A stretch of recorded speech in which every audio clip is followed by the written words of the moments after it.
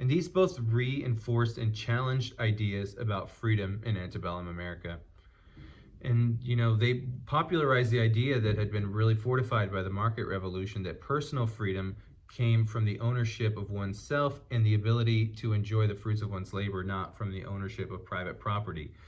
And they really repudiated this idea from the labor movement of wage slavery. They thought that workers were the embodiment of freedom. They could change jobs, they could accumulate wealth, they could enjoy family time. They were not slaves, workers, and they knew that this would require a whole shift in this would require a restructuring in the entire American society in the North and the South.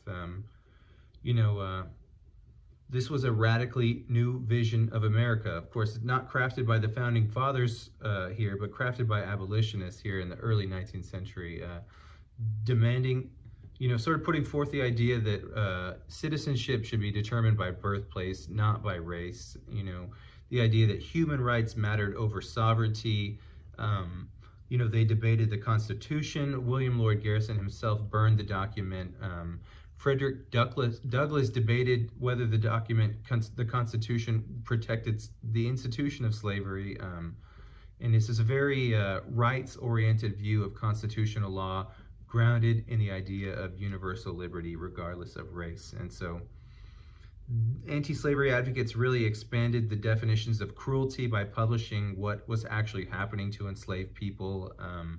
They seized upon the Declaration of Independence and the Liberty Bell imagery, which previously was very much not used in sort of the same way. And although it was always a small contingent of Northerners, it nonetheless, as slavery intensified in the U.S., the belief spread far and wide that the institution was very contradictory to the nation's freedom. And so Black abolitionists were key to this movement. Of course, Northern free Black people had long organized for abolition, long before Garrison and the Liberator.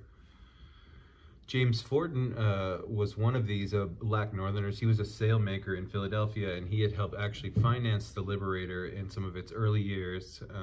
Black Americans even made up a majority of subscribers to the Liberator. They were on the board of directors for the American Anti-Slavery Society.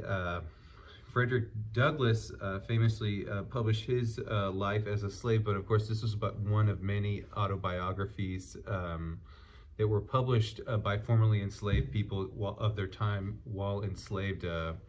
One of the most famous, Harriet Beecher Stowe's Uncle Tom's Cabin, was actually based on the autobiography of a formerly enslaved person named Josiah Henson. And this is one of the most effective pieces of anti-slavery propaganda. Over 1 million copies were sold. It inspired stage versions, and it really gave the abolitionist sentiment a very powerful human appeal to white audiences. And although this was a racially integrated movement, white abolitionists could not free themselves from racial prejudices. They monopolized decision-making posts. They relegated Black people to mostly secondary positions. By 1840s, Black people were organizing their own anti-slavery groups. Black people were the most adamant members of these movements. They had developed a very unique understanding of freedom that went well beyond their white counterparts in the movements. And they worked together, though, to develop these counter-arguments, these sort of intellectual justifications against racism, against pseudoscientific explanations of Black racial inferiority. And they really raised the idea of Black excellence throughout history, and also really sort of reversed this association between America and freedom itself. Black organizers started forming their own alternative calendars with different freedom celebrations, centering around the end of the Atlantic slave trade and the West Indian emancipation, the Caribbean emancipation of slaves. They identified the poverty of Black people in the North as associated with slavery and racism directly. And the first Black newspaper itself was published in 1827. as Dr. Top read last week, Frederick Douglass' famous "What to the Slave is the 4th of July" that he spoke in 1852. And of course, abolitionists aroused violent hostility throughout the United States. This thought that abolishing slavery might disrupt the Union or interfere with profits or overturn this sort of white supremacist hierarchy in the United States. And so in the North, you saw mobs disrupting abolitionist meetings. These, quote, gentlemen of property and standing, merchants with commercial ties to the South, often led mobs to break up abolitionist meetings. William Lloyd Garrison himself was led by one of these mobs with a noose. James Birney, who owned a printing press in Cincinnati, was also had his press burned. Famously, Elijah Lovejoy, one abolitionist, was killed in Alton, Illinois, while defending his printing press in 1837. He was a native in Maine and a Presbyterian minister who had edited a newspaper in Missouri and had settled in Illinois before actually being murdered by this mob. In the South, the Postmaster General, he actually approved the burning of abolitionist literature. Conversely,